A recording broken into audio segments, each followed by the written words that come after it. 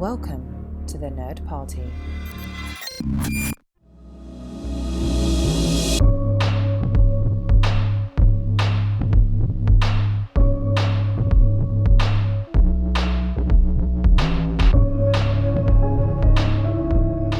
Welcome back to Houselights, our director discussion show here on the Nerd Party Network. Today we are finishing The Wing of King Arthur with King Arthur, Legend of the Sword from 2017.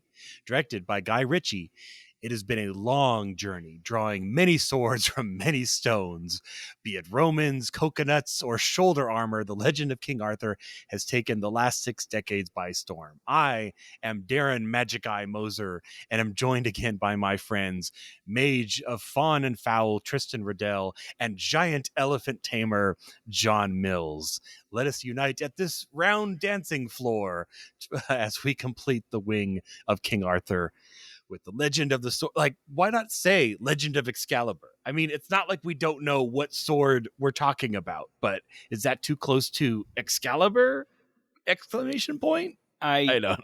Too many syllables, I guess. I think it's probably like license revoked when they were doing that Bond movie, and they were like, "No, change it to License to Kill." Americans don't know what the hell revoked means, so they're like Excalibur. Nobody knows what Excalibur is anymore. Just call it a sword. Just call it a sword. Well, and the movie previous to this was just King Arthur, so they're like, "Dang it, we had to have the colon." No, we can't. Originally it was going to be Knights of the Round Table : King Arthur. But there are no knights, and there is no round table till the very end, so why you can't call it and that? And then they changed it the last second, saying, "No, we need to be King Arthur: Legend of the Sword." Because we have to denote that this is going to kick off a new series. We're going to have a King Arthur connected universe. We're going to get some Marvel magic going on. Going to do that? This was a planned 6-movie adventure. Oh, man. Well, and at least they told a solid story in the first one, because this is all we got, guys. This is all we got. We'll be diving deep into this to find out when we can expect the next one. In this series, because I suspect Guy Ritchie is going to be tied up for at least a decade making 5 more of these films, right? That's what's going to happen. They're taking their sweet time because we're in the latter part of 2023. Mm-hmm. So fingers crossed that we're going to get King Arthur: Legend of the Mage or whatever. Well, it's got to be King Arthur meets Merlin, because we didn't see Merlin in this one. So. We didn't see Lancelot. We didn't see Merlin. The mage was originally supposed to be Guinevere. I kind of got that vibe. Like when they're like, "What is your name?" And it wasn't like, "Oh, Guinevere." I'm like, "Oh, okay." Well, apparently they filmed it where she said her name was Guinevere, like throughout the movie. And then like halfway through filming, Ritchie is like, this isn't working. It's too much. I can't devote the time that I want to Guinevere, so they changed it in post-production. That's the bridge too far, was Guinevere's name. That's the decision he second-guessed. Okay. Yeah. That's the one. Okay. Curious. There were so few others to second-guess about this film. It was weird for me, because there were certain times when we saw the mage at the beginning, and Arthur's flirting with her and everything like that. I'm just like, is she 14? And then I was just like, this is weird. And then we see a close-up of her, and I was like, oh, wait, is she 50? She's either 14 or 50. And then it turns out she's my age. And I'm like, that felt bad. It's, I actually... the name that I gave this very early on, as soon as I saw the giant elephants in the beginning of it, and they had the mages and the blah, blah, and all of this stuff going on, was I just said to myself, oh, it's Sword of the Rings. Got it. Yeah. Because, oh my Lord, this is so... look, I'm not, you know what? We're getting out of the habit of beating around the bush. This movie sucks. Okay. Guy Ritchie was the wrong type of director for this type of story. And everything about this movie is just wrong. It's bad. It's just a car crash from the beginning. And the first 4 minutes, I was like, like I paused it. I was like, how long do I have to get through? Oh, good. It's 2 hours. Okay. At least it's not 3. Well, I was chatting with Tristan before we recorded, and we both had the same experience of, opening title. And I first chuckled because it's like you can't have a King Arthur movie without text on the screen at the beginning setting things up, apparently. Mm-hmm. And then I remember sitting as it's like Camelot. I'm like, okay, here we go. And then I remembered, King Arthur last week, which had zero magic, was just. I mean, it was Roman, so we're not going to talk about that. We talked about that last week, but I remember thinking, oh, like, I wonder if this one's going to have magic. Cue 8-story tall giant elephant destroying bridge. I'm like, well, yes, Darren, this is going to have lots of magic. And then it was basically the prologue of Lord of the Rings, like you said, like, you know, but things that should not have been unknown were passed into legend. Right, exactly. And the sword went away, and it's like and yet it's yet another movie that starts like 3 or 4 times. And it's like, really, guys, can't we just start the movie and just go? And then like that whole opening bit is like 20 minutes. Like till it cuts to the time jump, or we have the the flash forward through his adolescence sequence, which that was interesting. But this is where I think I like, because I was thinking about this. I think that what it is there is a feeling of a need to be epic and tell a great grand story with this, which makes sense. This is a legend that everybody's at least tangentially familiar with to an extent. So you have an expectation of a big epic tale. But then modern filmmaking sensibilities, I think you just see a departure after Borman's Excalibur, where it's, you got to get the audience, they feel an obligation to get the audience to the action as quickly as possible. And I think it's the wrong impulse, and I think it works against the very epic nature of the tale. And it even goes so far with that choppiness, and this is me being just a jerk about it, but I've already tipped off that I hated the movie. But like during the credits, it's going, and then we see, his boat go off, and it shows old London of the past, and Londinium comes up during the credits. And I chuckled because I was like, that actually looks like somebody's name in the movie is Londinium. And I was like, oh no, I know that this is the town, but it's like, you couldn't have chosen a better time to put that in there or something. I don't know. When I saw that, I kind of consider myself a history buff, but I very much was ashamed of myself, because right when Londinium came up, I laughed. I was like, really, guys? You couldn't come up with a better name than Londinium? That's ridiculous.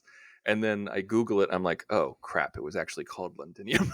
No, I just had a problem with the fact that it appeared during the names of the credits. I was like, this is not well placed here. You don't need to do this. And it has that unobtainium vibe. Like, you totally made this up. Like, this is not. It really does. It really does. See, okay, here's the thing. Okay, Guy Ritchie, when he made Lock, Stock, and Two Smoking Barrels, he kicked the door down of the film scene. He's coming from England. He makes a movie that just wows the audience, and it wasn't a wide release film right away, and it had a crazy word of mouth, and then he got a lot of sway with that one and came out with Snatch, which was a little bit more in the vein, more introduced to American audiences. I mean, you have Brad Pitt in it, and so it gives him a little bit more cachet. The problem is that Guy Ritchie as a filmmaker has not moved beyond those two films in his style. Yeah. And so he is holding on to the early 2000s. I mean, he helped define editing techniques for the early 2000s. Like, he needs to get credit for that. But it's the time that this movie was released, it was 2017, and he's still acting as if it's the year 2001. And, there's a lot of directors who will go, like, you look at Tony Scott, you look at Martin Scorsese, you look at Ridley Scott, you look at, even Nolan.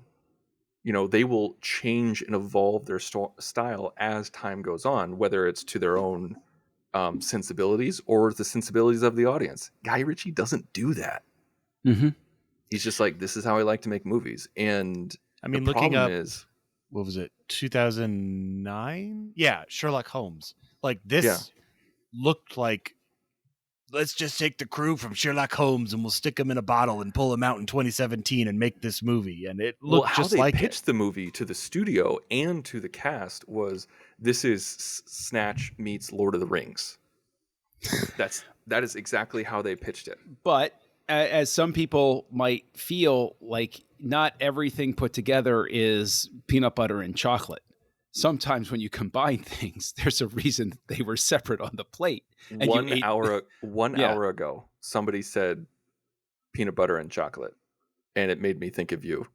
Oh, Because I was just like, oh yeah, John uses that comparison all the time, and I love that you brought it up just now.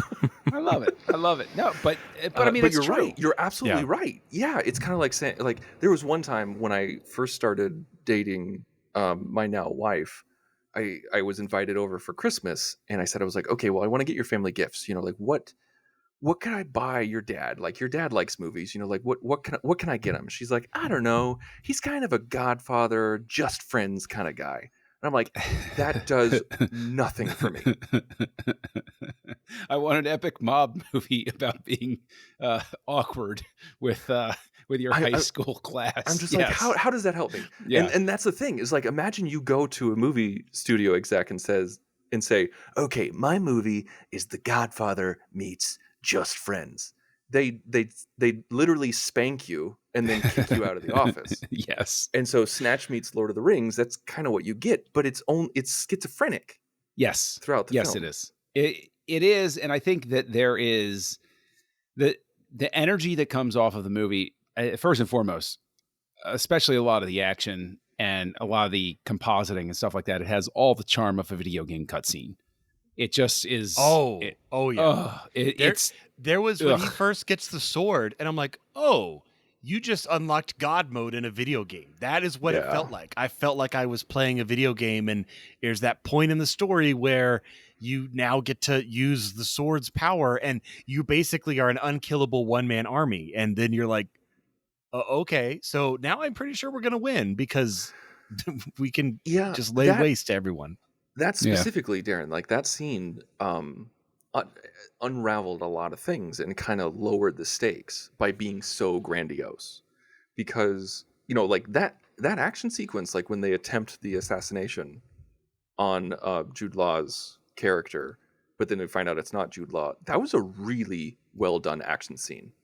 Like that was really cool. Smart when bad guys where they had the smoke to say like, hey, they're over here, go to the black smoke. There was tension, and then there was tension. God mode starts, and people are getting injured, people are dying on both sides. It felt like there were stakes, and then he gets the sword, and I'm like, okay, here we go. And then they film it in a way where it's just like a massive explosion, and he just destroys everyone almost instantly. The sandstorm. And I'm like, that's not impressive. That's not fun.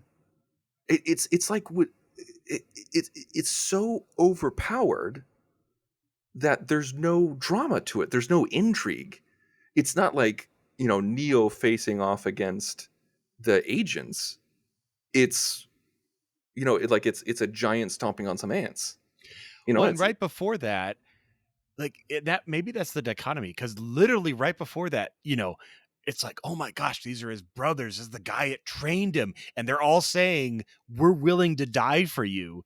Go escape. Like how that would have been the better play for him to go to grow as a character and be like, I gotta live because I'm the only one who can defeat the big bad uncle or whatever.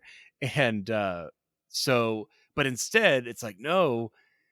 And right up to, like the archers are doing their archer thing. The mage was doing the bird thing. Like everybody was working together. And I'm like, okay, I'm expecting like maybe him +3 to survive this and make it down the pit.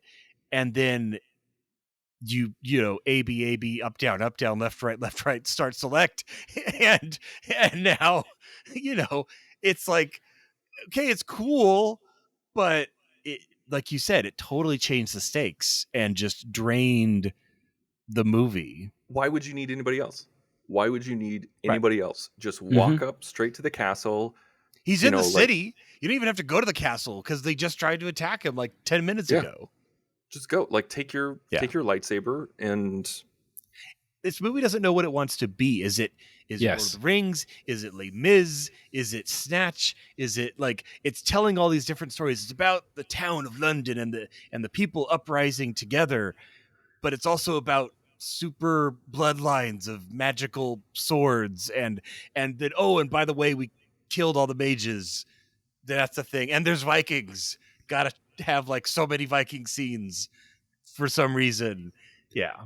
There's no shame with trying something new and having a concept, but there is a problem, I think, with the film greenlighting segment, that part of the industry, in the sense that it shouldn't be pitch, money, go. It should be pitch, okay, let's spend 6 months and really think about this and see, and we'll give you some money. Where's the story? And then come back in 6 months and walk me through the story. Give me a 15-minute, walk me through it. Because right now, even having seen the movie, I can't really walk you through this. I don't know why I should have even given a good gosh darn about anything that was going on screen. Because again, it's just... There's no threat to Arthur at any point. I don't believe he's ever in any danger. I don't ever think that anything and when it has these big flashback reveals and anything, I'm like, so, okay. I mean, there's like some stuff where it's like, you can tell it was a neat concept when they thought about it. Where I like the concept of his dad becoming the stone. Right. Like, that's a neat idea. That's really a cool. neat idea. And how it was revealed later. It wasn't like, oh, why is the stone shaped like my dad? It's like, no, that came at the right moment. But then, but it's even, this is another thing where it speaks to the starting too many times thing. Don't start with the Incredible Hulk as Uther, but have it so that you have Arthur. Just start with Arthur. And then have him discover his history as he goes, right, it's all instead of trying to have this big prologue or something. That's true. I feel like that battle with Uther, the first 20 minutes of the movie. I enjoyed it. What'd you say? I said the first 20 minutes of the movie, like that whole. Yeah, the first 20 minutes of the movie, I was really impressed by that. Like, I really liked that battle. But the thing is that you could have that later on with Arthur. Like, make that a battle with Arthur. Stick it in his dreams or something. Like, he's it's not even that. I'm just saying, like, have Arthur be in the place of Uther and Vartigan in the place of Mordred. I would say it's the same mistake. I would have told it in some sort of flashback or what have you, and I'll go all the way back because I'm about to rewatch it, because I rewatch it once a year, basically, because I have a strange love-hate relationship with it. But Francis Ford Coppola's, Bram Stoker's, Gary Oldman as Dracula. The prologue bit is a great way to slap the audience in the face and have the origin of Dracula. But it would actually work better if it was later in the movie and it was shown to you when Van Helsing figures out who their enemy really is. Yeah. So you learn at the same time as the characters learn, not you learn before the character knows. Exactly. And I think it robs a lot of the tension of Arthur trying to figure out what his bloodline is, because you're sitting there and there's a place for dramatic irony. It can work, but you're sitting there the whole time and it's just, when he finds out, it just feels like, yeah. I know this. Yeah. Okay. Who cares? Just keep going. I think you're right. I think, like I just said, to turn it into a single sentence, if you know things before your character does, it robs that moment of power of the reveal. Like, yeah, I mean, we learn Neo is the one when Neo learns it. Like, he's just a guy in a simulation until that moment. But yeah, I was looking back in my notes and I'm like, normally I try to write down like the key breaking points to kind of refresh my memory. I have giant elephants, draws sword, video game cheat mode. That's all I wrote down. I'm like, that's the movie. And I remember seeing the query scene before, the drawing of the sword, because that's what I think they showed an extended trailer or something, because it's the most Arthurian type thing of that scene. But that's all I had seen of this movie before starting it, was that moment. But look, I'm going to go ahead and ask the difficult. We sort of like danced around it earlier, but honestly, I think that this proves more than anything that some of the legends that we know from years gone by, they just don't make good movies. They just don't. I mean, like, they can make good movies, but I think as a general rule, they don't, because we've seen now Arthur told in the style of, however many different directors and different styles. And it's like, honestly, the Monty Python one is the most successful because it's sort of making fun of the absolutely off the wall, crazy scale of those old legends and everything. And so that's fun to me to do that. But you can't, like, Zucker tries to root it in, and Tristan, I know you disagree with me very, very much about it, but like Zucker tries to root it in the 90s sensibility of like, well, it's just a really well-run kingdom with a charismatic leader. And then you have, oh, well, wait, no, this is the real history of how King Arthur came up. And they have Guy Ritchie coming in and it's like, it was crazy and smash cutty and all. And it's Frenetic. like, it doesn't lend itself to the sensibility of the day. And that's why I think it does. Like, if you're going to make a film like this, I think that especially the last 3 weeks have proven you just got to bite the bullet and you got to be like, this is going to be a 3-hour epic. Let's get Scorsese on the line and we're going to do something really just absolutely, we're going to gun for the Oscars here. This is not going to be, a take your date on a Friday night sort of thing. This is going to be like the big epic swelling. Like, what was the point of this story besides setting up sequels? Like, what was the point? What was the big heroic message here? If you're going for broke, like, get us invested in Arthur. Well, I know. That's the thing, though. They did go for broke. This was 175 million, and it lost 150 million. This was one of the biggest box office bombs. And they had 6 movies. It only made in mind. 40 million domestic, which is nothing. That's terrible. Nothing domestic. That's basically distribution costs. Like, ugh. This was rough. This was, like John, when you joked about, needing a different director, not that it was a joke. I mean, I think you were being honest. But when I watched this movie, I enjoyed it for the most part. I found it entertaining. Nothing what you guys are saying is wrong. I don't disagree with anything that you guys are saying, but I, for some reason, was able to kind of disconnect from it and just enjoy the popcorn of it. Mm-hmm. But I feel like I wouldn't have to if they had a different director and a different Arthur. I really do feel like if you kept the story relatively the same, kind of make more of a solid through line, have a different director with different sensibilities, and a lead actor who doesn't suck, I think you'd be able to, this wouldn't have been the huge loss that it was. So I wanted to ask you guys, what do you guys think of Charlie Hunnam as Arthur? It's one of those, it's as distracting as Mr. Fantastic from last week. Like, I just see the actor. I cannot see the character. He does not transcend that really for me. But like you said, Tristan, I also kind of enjoyed the movie. I not to reverse your question, but I also wanted to know, do you guys feel like this movie, it's like they wanted to make a sword and sorcery epic, but they know that if you just make a new sword and sorcery story with no tie to a previous franchise, it's not going to work. So they change it enough to make it King Arthur. Like, it almost wasn't a King Arthur story. It almost could have been its own and had just enough little pieces and names. It looks like you disagree. No, John. I get what you're saying. I get what you're saying. That's the vibe I was kind of getting. I think, first and foremost, to answer Tristan's question, Hunnam is not charismatic enough to be.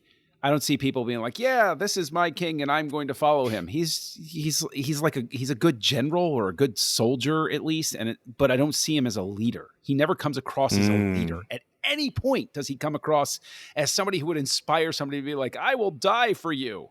Like, the most I could see would be him saying to somebody, "We're all going to die, but let's give the old college try here, guys." Like, and people be like, "We're going to die together," kind of thing. Yeah. Okay, but Darren, with what you're saying, I think that, again, what it is, I think the problem is that you're taking a legend written when sensibilities were incredibly different, and then you're transporting it and you're trying to make it, no, look, they were kind of living the way we do, man, and they talk the same way. Now we're cooking. Yeah, now we know where they're thinking. It's like, no, like, it doesn't belong here. It will never belong here. And we know there's just enough of the cultural sensibility in our little lizard brains to know this type of living and sensibility doesn't work in that world. You're taking modern stuff and you're trying to forcibly just shove it into the time before electricity and indoor plumbing.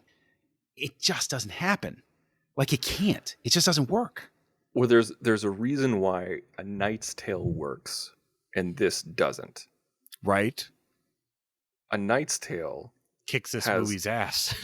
kicks this movie's ass. Like, it's an emotional movie. It has a great character arc. It has characters who are connected to one another, and it's hilarious. The action is great, and it gives that modern sensibility to an old time. It literally uses modern music in it, and it's a great, roaring good time. This one is a mishmash, and it felt like multiple directors made this. And so when you have the scenes that are very Guy Ritchie, when Guy Ritchie is basically just, stripping off his clothes and running naked across the scene, like, oh, okay, so we're doing super fast cuts, we're going back and forth, editing, and it's people telling a story in very modern language, and it's basically Snatch, in Arthurian times. And then you have an epic battle that looks nothing like Snatch, and it looks more like Lord of the Rings. And then you have, sword and sorcery stuff and everything like that. And so it's just, you have all this floating around. It's not cohesive. A Knight's Tale, even though it had modern sensibility, it was cohesive. So I feel like it's either do Snatch or don't do Snatch. Yes, I see what you're saying, because I would point to myself, because it's a movie that I adore, when Baz Luhrmann did Romeo and Juliet. Right? That works because he just embraces the conceit and says, this is what it's going to be. And it never wavers. It never backs down. And it says, you're going to love it or you're not. And you got your choice, and make it and whatever. And we'll shake hands and be friends at the end of this. Whereas this is trying to please everybody and be like, well, and you could have made Snatch the Arthurian legend, lower the stakes. Yeah. Make it smaller. Mm-hmm. Have Arthur try to take over the village, or he's taken over Camelot, and it's just a much smaller thing. It's more of a mob mentality kind of movie than it is huge castles with dragons and everything like that. I agree. Or even have it be something where, like, he gets his beginning and he has his quote unquote big victory to him, and Jude Law is like his uncle who's like mentoring him or whatever. And at the end you find out where it's like, Jude Law is more of like a Michael Corleone, where he's like, I'm keeping him close to me because this kid's, this is a threat, but I might be able to use him. And so they're like, at the end of it, you have that sort of thing where it's like he wins, but there's the threat behind him sort of thing. That's more of a setup for a sequel where I'm kind of like, oh, this is interesting, as opposed to Jude Law becoming is it God of War? Is that the video game that he looked like? Like, I don't play a lot of video games, but like the skull thing with the fire and the Diablo. It felt like the one. Diablo or that's Bloodborne or something. I want to talk about that. I hated that they gave him an avatar. Yeah. Because it was an avatar. Yeah. It completely emotionally disconnects you from the moment. Yep. It makes you wonder, I'm like, okay, was Jude Law not available? During those times, because could he not commit to learning the sword play? And so they had to bring in something else. But at the same time, I'm thinking like, oh, you could still make it like a human, just have him wear a mask. Well, and it's also strange because you see the avatar in the flashbacks where Arthur is kind of learning. Right. Now, we know that's Jude Law, again, because we've been told that already, which probably wasn't the smartest idea. So they're also trying to have that aspect of it where he looks away. He always looks away. He never sees the avatar fade into Jude Law and be like, oh my gosh, you're the one who killed my father. And it's like, but we already know that. So there's no tension at all. It's, there's parts of the flashback I loved. I love the sword cut on the hands. I'm like, and he's got that scar. Like, that's really cool. It's very Sleepy Hollow. But it made me think of like Ready Player One, when the guy, like the beefed up guy avatar, like exactly like you said, it's like, I'm going to go drink my mana potion and kick your butt. It's like, what? But see, and it's the same thing. And they had a template to go with Blade, Wesley Snipes as Blade. at the end of that, originally the blood god was just like a whirling dervish of blood and everything, and they tested it, and everybody disconnected, and like, what's going on here? Yeah, it's like so Blades they went back fighting and a they tornado. That's like boring. And they went back and they refilmed it so that they could see the bad guy again, because the audience, to your point, Tristan, just completely, what do I care? This is just a CG thing I'm looking at. That was absolutely the right decision, because him fighting Frost is amazing at the end. Yeah, because we need to see Frost That is such a great comparison, John. Yeah, that is such a great comparison. That is a 1-to-1. Because that fight between Blade and Frost is freaking awesome. And there's a buildup, there's a through point, there's so many great moments in that fight. And if it was just a whirling dervish, to steal your term, of blood, what the heck? What do we care? Yeah. What do we care? And that's what we got with this. We got this weird, muscly Blade avatar. Dorothy, there's a twister coming. It's like, what? Yeah. It didn't feel right. And also, like, when you see Arthur with Excalibur, when you see, like, he gets progressively worse with the powers, because in the first time he uses it, he obliterates everyone almost in an instant. And then we see him again, and he takes on a few more guys, but it takes him much longer. And it's I don't want to say grounded, but we actually see him do it. And then we see him up against the Avatar, and it's just like him normally fighting. Yeah, until he believes in himself and gets his father's okay and catches the sword, and then he unlocks, and then goes back in time. He's a better fighter, and we've seen that all before. Like, there's nothing new there. That's why I like First Night.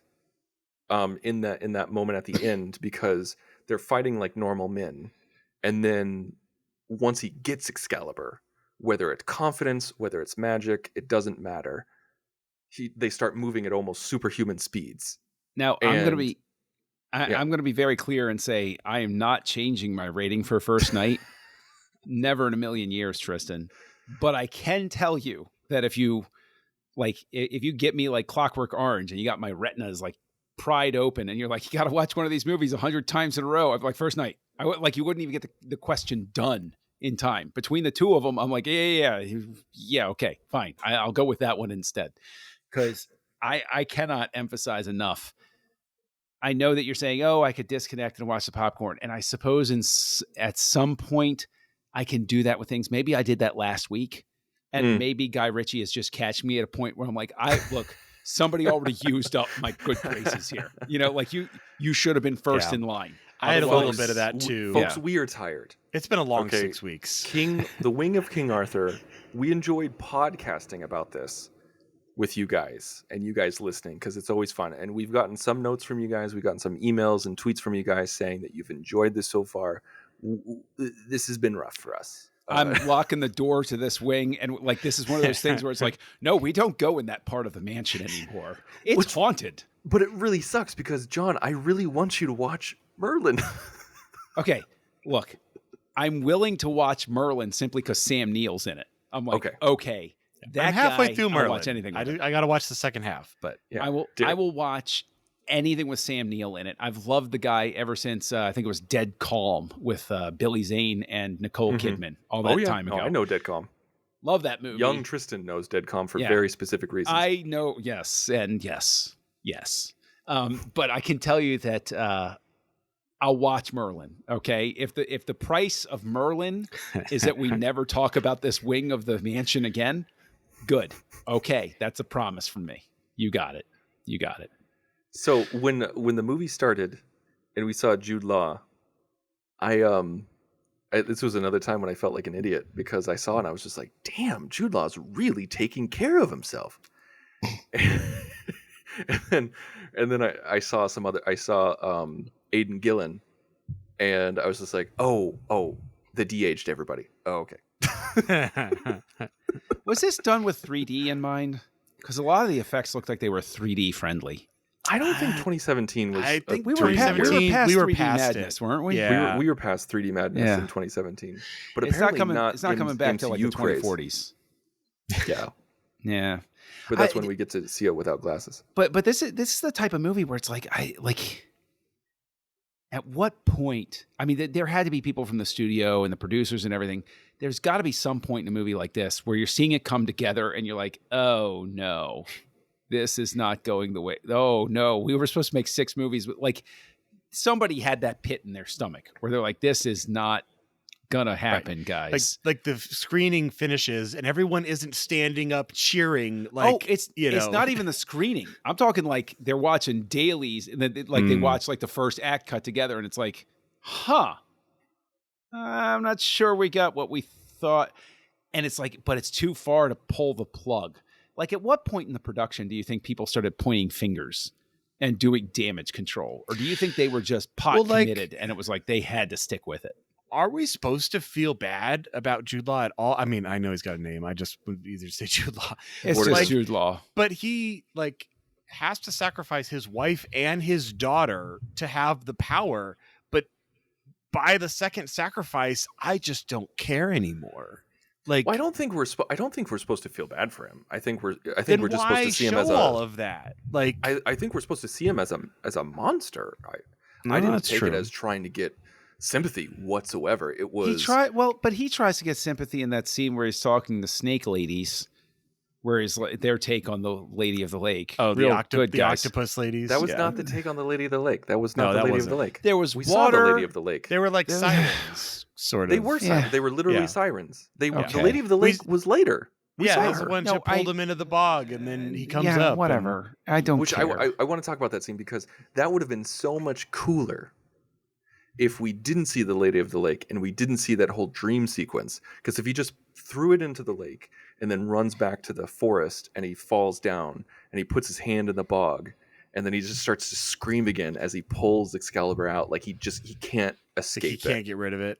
He can't get rid of it. He can't escape it. And then he just decides, okay, I'm going to embrace it. That would have been a much cooler character moment than the Lady of the Lake spoon feeding it to him. There's a lot of could be better character moments in this movie. And I know octopus ladies weren't the literal Lady of the Lake, but it was sort of like the dark version of Lady of the Lake. But like him being in there, I don't want to rag on you too much. Because like when I first saw it, I was just like, oh, cool. They're doing like a Japanese version of the Lady of the Lake. The hentai Lady of the Lake. But Jude Law's sitting there, and Darren, to your point, he's like, I've already given up so much for this. And it's like, well, yeah. Are you trying to make me be like, oh, he just feels he needs to do it? It's just, look, people have got to be bored with just hearing me always end every statement with like, I don't know what I could give you that I liked. Because I can't. There's nothing about this that I liked. I mean, there's little moments. I liked the overall, good will rise when evil rises. Like why did the water drain and show the sword? Because you are reaching your pinnacle. So good isn't directly competing against you, but it is there to form balance. So there were moments, but I was expecting like the soundtrack from Sherlock Holmes to come in at any moment, running around, like running the streets, and I'm just like, what are we doing here? What is going on? Speaking of the music, I loved the music of this. Like I honestly did throughout the entire piece. Oh, it was a good score. I loved it. It was a good score. I thought it was really well done. I think this is one of those movies where it has a better score than it deserves.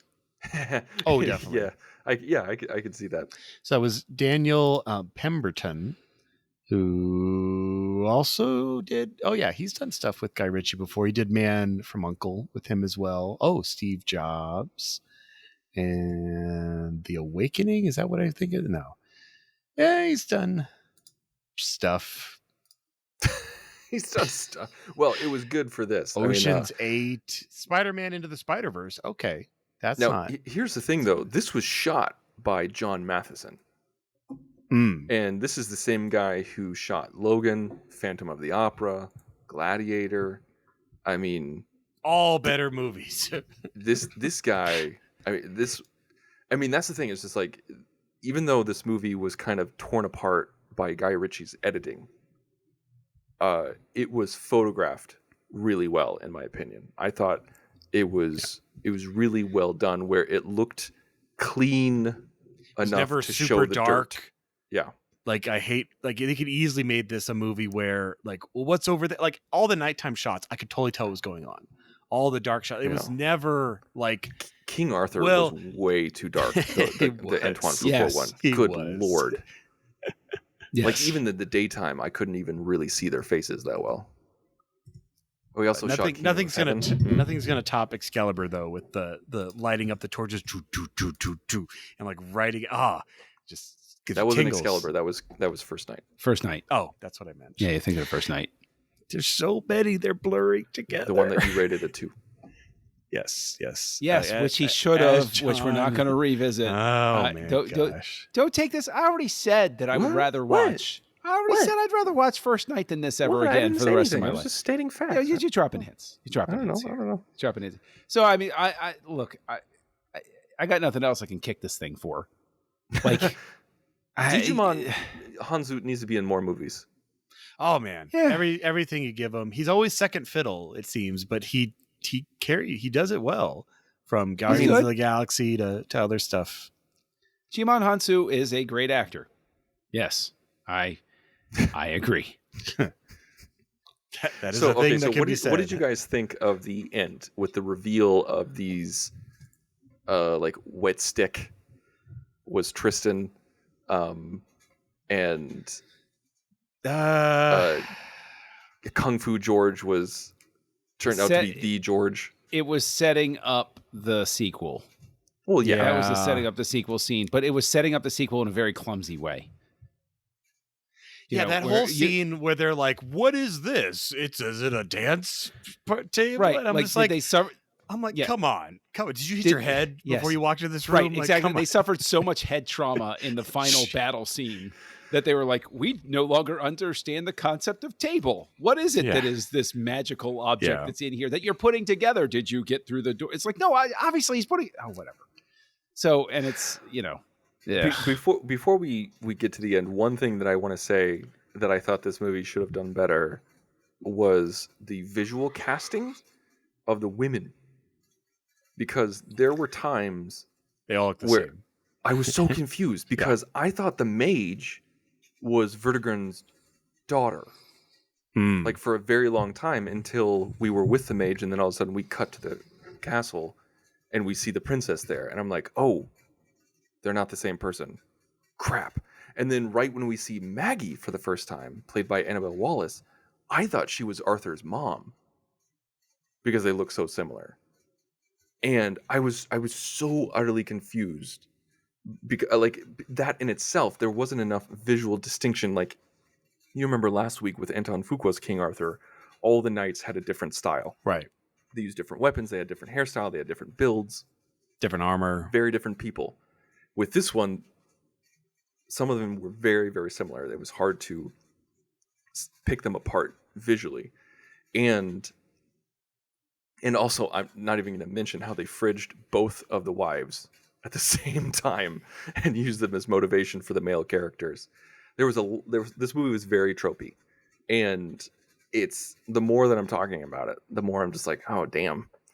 Like, like, did I enjoy it as much as I did? Yeah, I don't know. You didn't. I'm not going to let you bring me down. I'm not going to let you bring down my star rating. I'm not. I'm the avatar of honesty. We all know that. I hold people to a different standard. I'm the mirror upon which everybody can reflect and realize what their true ratings truly should be. You try to throw your rating away, Tristan, and it's just going to come right back to you. You can't. Can't get rid of it. I'm the lady of the wing of King Arthur, and I'm dragging you down into the water to see truly. Undistinguishable from all the other ladies because of reasons, but yes, yeah, no, there was that. That weird vibe of it is a King Arthur story, but it almost isn't. Like it almost could just be another fantasy movie. I'm just still grasping around the fact that they thought this was going to launch a 6-movie series. Like there's best laid plans, I guess, but there's no way. I think they thought that after the pitch. I'll go back to my point. I think that it was a quarter of the way through the production. At least one producer was like, oh no. Are you sure this needs to be 2 hours? Like 90 minutes. We'll get a lot of butts in the seats. Kind of like when Universal was starting to do their monster universe with the Mummy, Yeah, and okay. and then that did not Mm. work. Not the And- Mummy. They tried that several times with several times, yeah. Benicio del Toro's Werewolf or Wolfman. That didn't League work of too well. Extraordinary And then, Gentlemen. no, like- there was Dracula Untold, and that was their second go. And if you've ever seen that movie, it's the exact same feeling to this one, which is like, what exactly are we doing here? What is the point? Like, and I think that this is the legacy of the MCU, is that so many people have gotten so obsessed with the idea that, hey, we can do the same thing, that they lost sight of the fact that actually the way you have success was just make a good frickin' movie and be make done. several good movies in a row. Right. Iron Man was One at a amazing time. on its own. Everybody forgets, though, that that the MCU had the benefit of Iron Man and Leterrier's Hulk being in the same year, and audiences voting with their tickets as to which template worked for them. Right. So they had an A/B test in that year, and Marvel was an odd one. This didn't have its A/B test. Like, you should have, maybe you could have had King Arthur, the early years or something, Prince like of released in the Thieves. same year. Why not? Hey, there you go. But the thing is, Robin Hood's another one where, like, you bring up Prince of Thieves. It's a sort of same thing where it's like, if you try to bring too much of a modern sensibility into it, it just, The ones we legend remember belongs to a are the different time. ones that are the funny ones, or the ones that did something completely different. And this is just like they drank the Lord of the Rings Marvel Kool-Aid and it didn't gel. just focus on making a good movie and be done with it. Don't Why? sit When we there can and focus try. on making 6 good movies. Right. Yeah. Well, no, Yeah. it's not even 6 good movies. It's 6, and that's what people miss the point with the comments that people have been making fun of Scorsese for years. Is what he was talking about was like the studios aren't trying to like give filmmakers money to make great films. They're saying, okay, you're going to come in here and we've got 7. Honestly, and I've made this joke previously on a defunct show of mine now, but if you go back to the 80s, Canon Films.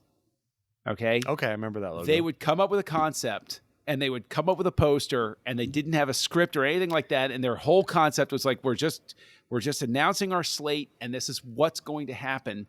They didn't care what the movie was. They didn't care what Over the Top was like, or Masters of the Universe, or Death Wish 5, or The Adventure, or Remo Williams' The Adventure Begins. The point was just to make a movie. And it's like, how about you give money to people to make something that people want to see, instead of, okay, this is the first of our 6 planned movies. See if it's successful and then plan a sequel. Well, that's the thing. Like, you mentioned Scorsese, which, he gets a lot of flack for it. I understand that sometimes he sounds like an old man yelling at a cloud, and other times I completely agree with him because he has the right to have this opinion. He's earned it. But on top of what you're talking about, Spielberg and Lucas have been screaming this for decades. Yeah. Saying that if everything's a tentpole movie, then the medium and low budget films are going to suffer. And so if everything's a tentpole, then nothing is, and you're just throwing money at you just made everything very expensive. Yeah, that's all it is. You just made everything very expensive, but you're going to get the same array of quality. Not everything is going to be Gladiator or The Godfather or Casablanca. That's not what that means. Not everything's going to be Jurassic Park.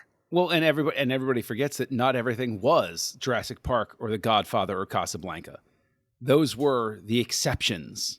And and the thing is, if you spread it around, if you give Guy Ritchie the money to make a smaller King Arthur movie, and you don't say, and you're going to make 5 more movies, you say, just tell me a good story of King Arthur in a way that nobody's seen before, and just make sure he's King Arthur by the end. I think you get a different result, and you get something that is more enjoyable. I read an article where it was talking about how this movie had no business being 175 million, is that it should have been 70 million tops. 50 tops. 50 tops. And that's only because inflation has made it so that movies can't be made for less than $50 million if you have half Jude Law. Yeah, exactly. Well, originally, this movie went through several different iterations where... What? Yeah. I'm totally shocked. At one point, it was supposed to be about Arthur and Lancelot's relationship. and it was going to star Kit Harington and Joel Kinnaman as Arthur wow. and Lancelot, respectively. Ooh, that would have been interesting. But the studio said, "Oh, those names aren't big enough," and so they went in another direction. And then I think it was. Hey, I can't if you remember make a good movie with small names, it does better than a big movie with big names that doesn't do I think well. that's the thing, is that like Kit Harington was, on Game of Thrones at the time. Joel Kinnaman was doing a lot of great Joel things. Kinnaman. Yeah. And that's the thing. Like if you have the King Arthur IP, it's not like people are going to go see a Charlie Hunman movie. No. No. Like you have Jude Law and like you have King Arthur. It's the King Arthur IP. If you're banking on the IP, then you can get different people. Yeah, whatever. Just give our stars. Well, just go back to that. Everybody forgets that Robert Downey Jr. was at the low point of his career when he was cast as Iron Man. They could get him for a bargain, and then that's they how they got him through the nose. Yeah, and rightly so. But you said it, Tristan. Let's get to our star ratings. Yes. Let's get out of here. How many let's close towers this damn door of of magic? So we're going to start with you, John. You started to give us a little bit of a taste, maybe 10 seconds into this review, about how you felt about King Arthur, Legend of the Sword, the first one of many. I want to interject. I just looked it up. The other version was Colin Farrell as King Arthur and Gary Oldman as Merlin. Oh, for God's sake, why didn't I get that movie? What is wrong with everyone? That's a movie I want to see right now. You're just making his review go lower, Tristan. You're making me angry now. All right. So final thoughts, John, and your stars. Now the joke I've had for years and years, twisting the knife. Yeah. The joke I've had for years and years is that half a star means congratulations, you didn't accidentally kill anybody on set. Okay, so that's sort of your baseline. To get a 0, you have to really try hard to get a 0. So this is not a 0. And there were, I'd say, of a 2-hour movie, there's 5-10 minutes that I thought were okay. So this is going to get a 1. I forget the Wing of King Arthur. I'm dead serious. I'm locking the door. I'm never going back. You guys can't drag me back in here. You guys are like, hey, there's a new King Arthur. I'm never watching a King Arthur movie again. I'm done. I'm finished. 1 star, dead to me. I'm out. Done. Okay. Except for Monty Python. Just go back to Monty Python. But that's that's not even really a King Arthur movie. That's just Monty Python. Run along. And Merlin with Samuel. Right. Run along as the elephant's taken out the bridge. Run along with Monty Python underneath. Save it, and then just leave it all behind. Honestly, I've set fire to the Wing of King Arthur, and like Monty Python and the Holy Grail is like that treasured painting that's like an heirloom where it's like you run out of the house, you're like, I gotta save this, right? Everything else can burn to the ground. I gotta save this. So there you go. 1 star. Oof. So done. Yeah, it's been kind of a downhill slide for you. Then we had a 2, a 4, a 2, a 2, a 3, and a 1. Yep. Yeah, I think we many of us feel that way. So Tristan, you liked more chunks of this, possibly. I did. We haven't beaten it out of you, but I do want your honest opinion of just, as I know we have franchise fatigue of this story, but how did this one round out the wing for you? I liked this movie a lot more than Fuqua's King Arthur. I thought it had more life to it. I thought it was more interesting, and it was a popcorn film, and it was an entertaining popcorn film. And so I'm giving this movie, to John's detriment, a 3. No. Okay. All right. Because 3 to me is, I liked it, but it has a lot of issues. That's 3 to me. 2.5 is super mediocre, and 2 is bad.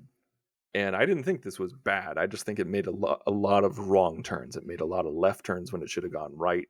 And when you dissect it, it doesn't make sense. There's a lot wrong with it. But if you just sit down, watch it as an entertaining popcorn film, and look at Jude Law in the face, I'm giving this 3 stars because I really genuinely think this was entertaining. Like, even halfway through it, like, my wife asked me, what do you think? And I was like, it's not terrible. There's a lot wrong with it. Like, Charlie Hunnam can't act. Hunnan, or however you say his name, can't act, and it was the wrong director. But I think it's fun. Yeah, it's kind of like a packing movie. Like, if you're packing for a long trip and you put this on in the background so there's noise, but you're really not even paying attention to the TV. Yeah. I was kind of dreading watching this. I was like, oh man, okay, I have to watch this. And I was just not, I'm like, I have so many other things I'd rather be spending 2 hours on. Not talking with you, but watching the actual film. So I was dreading it. Again, I'd seen the query scene where he's drawing the sword, and I'm like, okay, let's give this a try. But I will say I did enjoy the Lord of the Rings first 20 minutes. I laughed to myself so much when the elephant showed up, because it was just like, okay, magic confirmed. And I agree with you, Tristan. I think it wasn't a good King Arthur movie or a great movie, but it had a lot of fun. It wasn't an absolutely terrible movie for me. I would actually probably put this on, possibly. I don't think I'd pay money for it. Like maybe if I steal it from somebody. So I am going to give this, I'm going to split the difference, and I'm going to give this a 2. I think it's barely might rewatch, but I have a lot of other movies to watch, guys. You keep my list very full. Last time I gave a 1 was Mad Max. Ooh. Just so you know, that's the last time I gave a 1, and the last time before that was 1492, Conquest of Paradise. Oh. So, yeah, that's the company that this is keeping, along with The Howling in the Burbs. Last time I gave a 1 was a 1.5, and that was for Monty Python and the Holy Grail. Monster. Yes, monster. We should have just known at that point, like, oh, that's what this wing's going to be like. And the time before that was Mad Max for me as well. Burn and the whole time before that was Conquest. Where was optimistic Darren? Because Darren rarely gives 1. Mad Max. We all gave Mad Max. We all gave Mad Max a 1. We're like, you gave the sure thing a 1.5. You gave 1492 a Conquest of Paradise. We all gave that a 1. We all hated that. And you gave the Burbs a 1. Yet another time that me and my friend Darren I also gave agreeing. Manhunter. So. I did not care for that. You it really did not. Didn't like Manhunter. Monster. And Ed Wood. Come on, man. No. Just I'm never watching Ed Wood again. That was painful. All right. Yeah. Well, we did it, gentlemen. We made it through the wing of King Arthur. A little burned, a little scorned. One of us dropped the sword. Not going to say who, but that's all right. We'll let the Lady of the Lake take it. So we're leaving the wing, and we are back talking about a single director and their career. You know, we love doing animation. We do it all the time. Just kidding. We rarely do animation here on Houselights. So it's going to be an interesting take as we move into the wing, porch. We never know what to call these. But next director we're covering. This is just the house. This is just house. It's just house. Just the house? Yeah, we're just back in the house, man. We're back in the house. All right. We're going to move to the house of Henry Selick for his claymation works with The Nightmare Before Christmas from '93. So it gets spooky here on Houselights. Join the revolution. Join the Nerd Party.